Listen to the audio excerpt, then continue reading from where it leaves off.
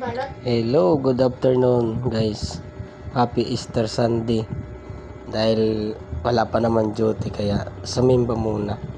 Magpasalamat man lang sa ating Panginoon. Kasama ko pa lang aking pamilya magsimba. Kitang-kita naman sa gilid na ang dami talaga nagsimba ngayong Sunday. Sa palabas na pala kami niyan guys. Tingnan mo naman, palabas na kami. Hindi lang kami agad makalabas sa dami.